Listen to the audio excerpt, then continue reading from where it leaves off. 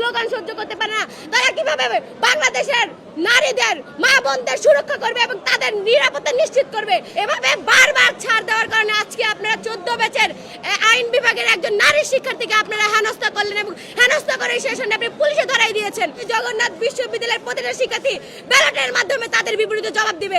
আমরা যাতে এই ধরনের অছাত্র কুছাত্রদের ভবিষ্যতে ক্যাম্পাসে আমরা তাদেরকে রুখে দিতে পারি, আমাদের পাশে থাকবেন। যখন বাংলাদেশে আপামর ধর্মের মুসলিম জনতার মনে আপনারা আঘাত দিয়েছিলেন, আপনারা কেউ অফিসিয়ালি কোনো ক্ষমা চেয়েছেন কিনা? আপনারা ক্ষমা চান নাই।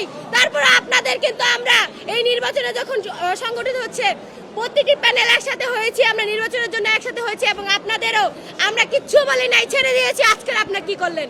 এভাবে বারবার ছাড় দেওয়ার কারণে আজকে আপনারা 14 ব্যাচের আইন বিভাগের একজন নারী শিক্ষার্থীকে আপনারা হেনস্থা করলেন এবং হেনস্থা করে সেই সঙ্গে আপনি পুলিশে ধরাই দিয়েছেন।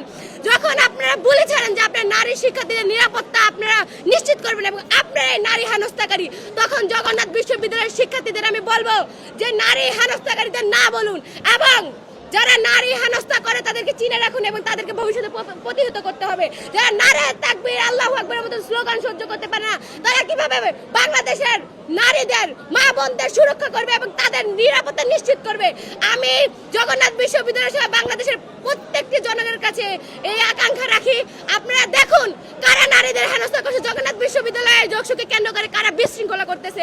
আমাদের এক নারী শিক্ষার্থী তারা পুলিশে ধরাই দেওয়ার মতন সাহস হয় কিভাবে? এবং যারা ধরাই দিয়েছে তারা 4র্থ 5ম ব্যাচের শিক্ষার্থী, ছাত্র দলের পোস্টেড একজন নেতা কর্মী এবং যারা জগন্নাথ বিশ্ববিদ্যালয়ের ছাত্র নয়।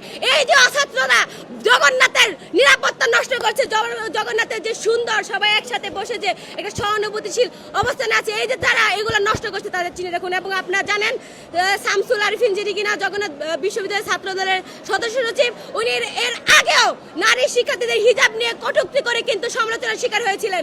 এই যে বারবার তারা নারী শিক্ষার্থীদের বিভিন্নভাবে হেনস্থা করছে, আমি আশা করি জগন্নাথ বিশ্ববিদ্যালয়ের প্রতিটা শিক্ষার্থী ব্যালটের মাধ্যমে তাদের বিপরীতে জবাব দিবে এবং ভবিষ্যতে তারা যদি ক্ষমা না চায় এই বিষয়ে আমরা ফার্দার অন্যরকম কোন স্টেপ নিতে বাধ্য হব।